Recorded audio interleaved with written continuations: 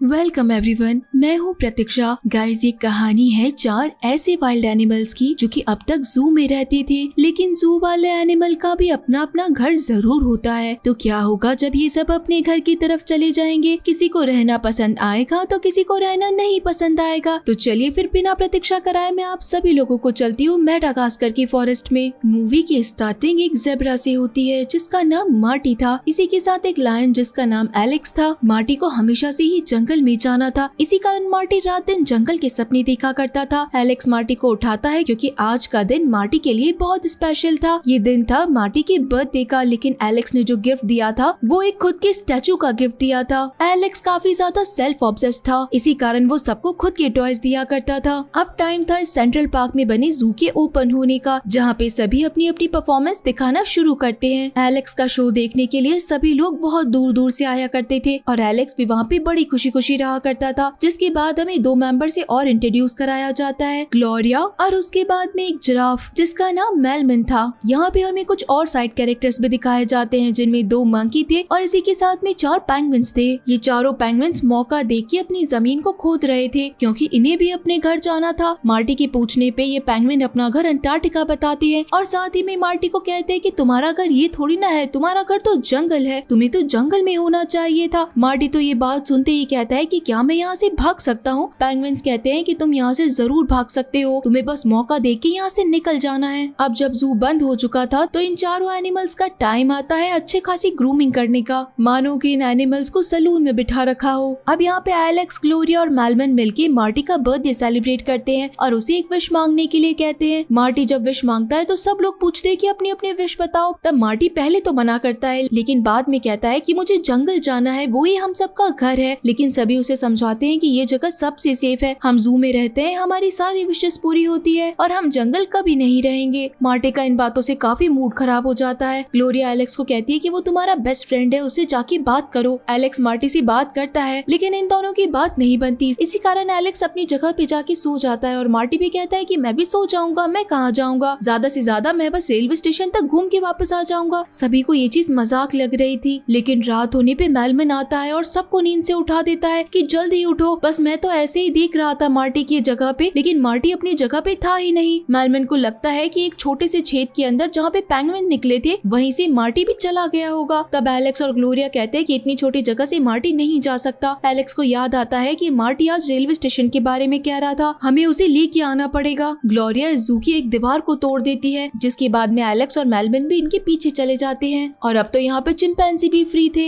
Central railway station पे जाने के लिए इन्होंने एक मेट्रो पकड़ी थी, लेकिन इतने बड़े बड़े वाइल्ड एनिमल्स को देख के तो सब लोग डर जाते हैं, पूरी ट्रेन खाली हो जाती है। यहाँ पे मार्टी भी रास्ते के अंदर से सेंट्रल रेलवे स्टेशन जाने का एक रास्ता पूछता है, वो भी एक हॉर्स से। हॉर्स तो बता देता है रास्ता, लेकिन हॉर्स पे बैठा हुआ पुलिसमैन अब सबको इन्फॉर्म कर देता है कि शहर के अंदर एक ज़ेब्रा ऐसे ही घूम रहा है। यहाँ पे एलेक्स, ग्लोरिया और मेलविन रेलवे स्टेशन पहुँच चुके थे और वो लोग मार्टी को ढूंढते हैं। मार्टी भी यहाँ पे खुश होता हुआ घूम ही रहा था। एलेक्स जाते ही मार्टी को पकड़ लेता और डांटना शुरू करता है कि आखिर तुम कहाँ चले गए थे, तुम्हें शर्म नहीं आई, तुम हम सबको छोड़ के ऐसे कैसे जा सकते हो? पेंगुइन भी इसी रेलवे स्टेशन पे थे और उन्हें लगता है कि सारी पुलिस उनके लिए आई है। देखते ही देखते यहाँ पे फॉरेस्ट डिपार्टमेंट पहुँच जाता है। एलेक्स को लगता है कि वो सबसे शांति से बात कर लेगा, लेकिन शेर को देख के तो सबको यही लगता है कि वो जोर जोर से रोर कर रहा है और ये शेर किसी भी वक्त किसी के ऊपर भी अटैक कर सकता है। इसी के कारण एलेक्स को शूट किया जाता है और एलेक्स वहीं पे बेहोश हो जाता है। अब जब एलेक्स की आंखें खुलती है तो वो खुद को एक केज में पाता है, ऐसा केज जो कि पूरी तरीके से बंद था और एलेक्स यहाँ पे रोने लगता है। एलेक्स की आवाज सुन के यहाँ मार्टी कहता है कि भाई मैं पास में ही हूँ। मार्टी की आवाज सुन के ग्लोरिया कहती है कि मैं भी तुम लोगों के पास में हूँ और अब तो मेलविन को भी होश आ चुका था, यानी कि ये चारों एक दूसरे के आसपास थे। इन सभी को कहीं दूसरी जगह भेजा जा रहा था क्योंकि न्यूज के अंदर यही दिखाया गया कि किसी भी जू के एनिमल को जू के अंदर नहीं रखना चाहिए, बल्कि वाइल्ड एनिमल्स को फॉरेस्ट में भेज देना चाहिए। अब यहाँ पे पेंगुइन्स को तो पढ़ना नहीं आता था, इसी कारण वो सामने वाले मंकी और चिंपैंजी को कहते हैं कि बताओ जरा क्या लिखा हुआ है यहाँ पे, हमको आखिर कहाँ पे भेजा जा रहा है। तब इन्हें पता चलता है कि इन सबको तो अफ्रीका में भेजा जा रहा है। अब पेंगुइन्स को तो जाना था अंटार्कटिका, इसी कारण वो अपने बॉक्स से बाहर निकलते हैं और सीधा स्टाफ रूम में पहुँच जाते हैं। कैप्टन को बेहोश करते हैं और उसके बाद सारा कमांड खुद संभाल लेते हैं। पेंगुइन्स को अंटार्कटिका जाना था और इन्होंने अपना शिप अब अंटार्कटिका की तरफ मोड़ लिया था, लेकिन जो केजेस बंधे हुए थे उन केजेस की रस्सी टूट जाती है, यानी कि एलेक्स, मार्टी, ग्लोरिया और मेलविन का बॉक्स नीचे पानी में गिर जाता है। सभी बुरी तरीके से डर जाते हैं क्योंकि सब एक दूसरे से अलग अलग हो चुके थे।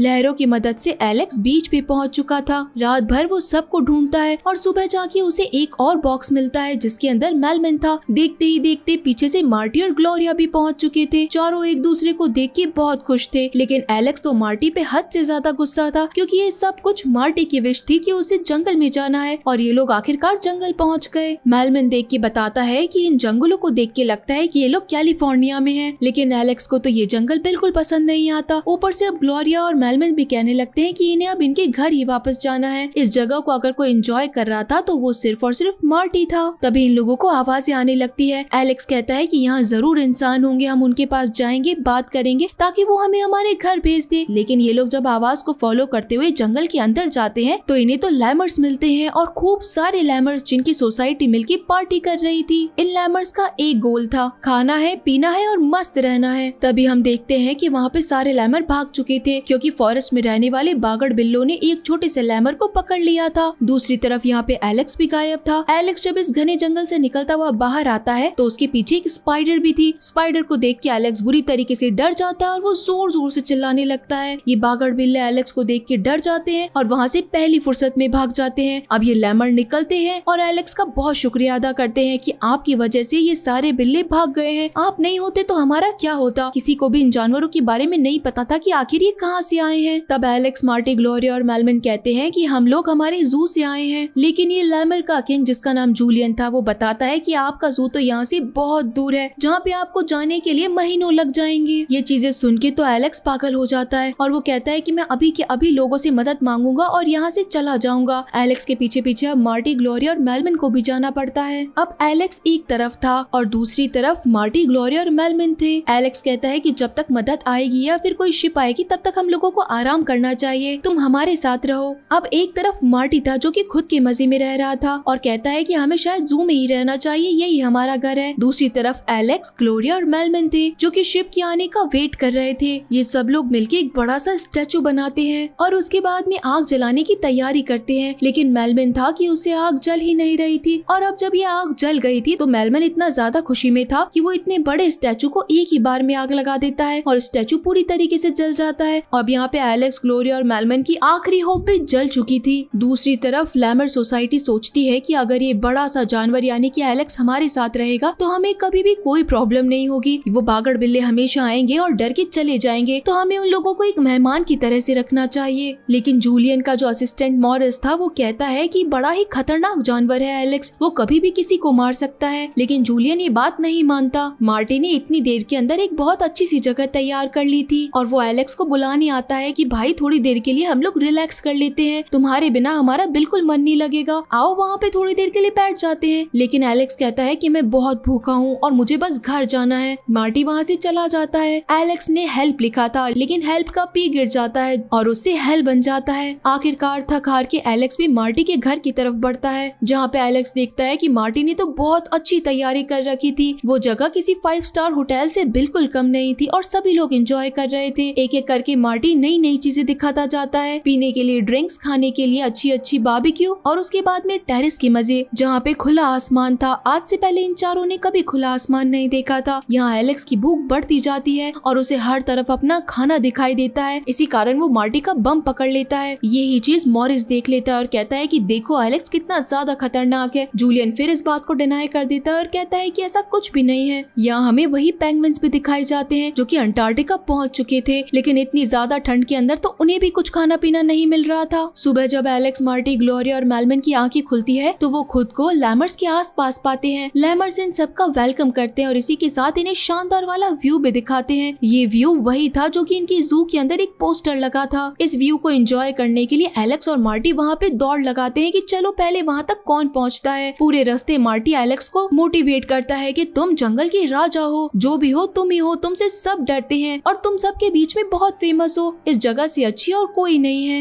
एलेक्स मोटिवेट हो चुका था मार्टी की बातों से और खुद का शो दिखाने के लिए भी तैयार था। सारे के सारे लैमर मिलके इनकी अच्छी खासी खातिरदारी करते हैं। बाद के अंदर शो स्टार्ट होता है जहाँ पे एलेक्स अपनी सारी करतब्बाजियां दिखाता रहता है, लेकिन इतने सारे लैमर को देख के एलेक्स की भूख फिर से बढ़ जाती है और उसे हर तरफ खाना दिखाई देता है। जिसके बाद में एलेक्स मार्टी के बम पे बाइट करता है और इस बार तो मार्टी कहता है कि तुम तुमने मेरे बम पे बाइट किया है, तो आखिर तुम ये क्या कर रहे हो। एलेक्स कहता है कि नहीं, मैंने कुछ नहीं किया है। और अब तो मॉरिस सबको समझाता है कि ये एक खतरनाक जानवर है जो कि किसी को भी खा सकता है। जूलियन एलेक्स को पूछता है कि क्या तुम्हें हम सब खाना दिखाई दे रहे हैं, और एलेक्स सबको कहता है कि हाँ, मुझे तुम सब खाना दिखाई दे रहे हो और मैं तुम सबको खा जाऊंगा। मानो कि एलेक्स का पूरा कंट्रोल खो चुका था। मार्टी भी डर के भागने लगता है। मार्टी की जान बचाने के लिए जूलियन और मॉरिस एलेक्स के सर पे एक कोकोनट फेंकते हैं और एलेक्स वहीं पे रुक जाता है। उसे फील होता है कि वो एक मॉन्स्टर में बदलता जा रहा है और उसके तो बड़े बड़े पंजे भी निकल चुके हैं। एलेक्स वहाँ से खुद को बचाता हुआ एक दूसरी ही जगह पे पहुँच जाता है। पीछे से मार्टी, ग्लोरिया और मेलविन को लगता है कि अब उन्हें एलेक्स के साथ नहीं रहना चाहिए। उसे खुद पे बिल्कुल कंट्रोल नहीं है।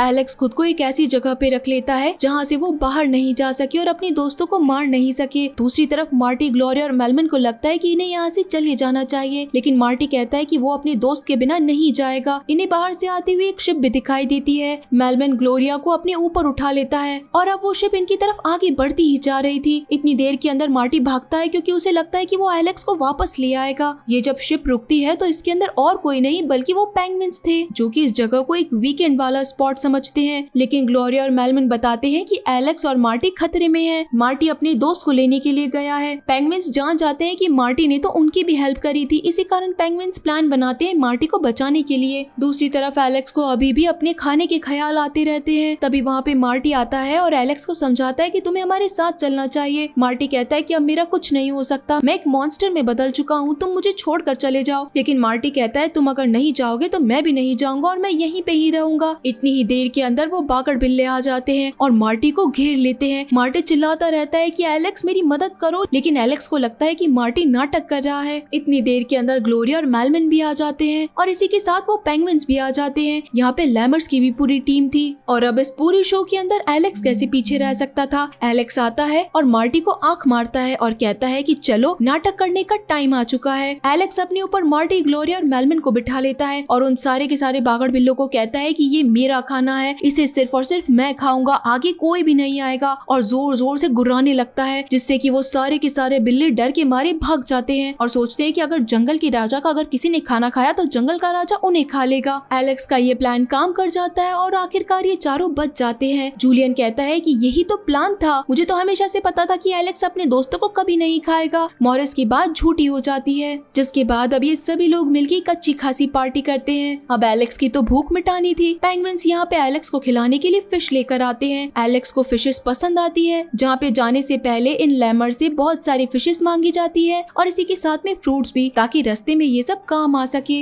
लैमर्स का जो किंग था जूलियन, वो एलेक्स को थैंक यू कहता है क्योंकि एलेक्स से डर के वो सारे बिल्ले भाग चुके थे और अब शायद वो यहाँ पे कभी नहीं आएंगे। एलेक्स, मार्टी, ग्लोरिया और मेलविन सभी शिप के ऊपर बैठ जाते हैं क्योंकि अब इन्हें वापस से अपने घर जाना था। लेकिन लास्ट सीन में हमें दिखाया जाता है कि पेंगुइन्स आपस में बात करते हैं कि क्या इन्हें पता है कि शिप के अंदर फ्यूल नहीं है, यानी कि आगे जाने के बाद ये अटक भी सकते हैं, या फिर हो सकता है कि ये कभी अपने घर जा ही नहीं सके और मेडागास्कर में अटक के रह जाए। इसी के साथ ये शानदार मूवी यहीं पे खत्म होता है और लास्ट में आता है एक आइकॉनिक सॉन्ग, हिल हिल के नाचो। गाइस, अगर आप लोगों ने वो सॉन्ग नहीं सुना है तो एक बार जरूर सुनिएगा। तो चलिए फिर मिलते हैं आप सभी लोगों से इसी फ्रेंचाइजी के अगले पार्ट में। तब तक के लिए टाटा।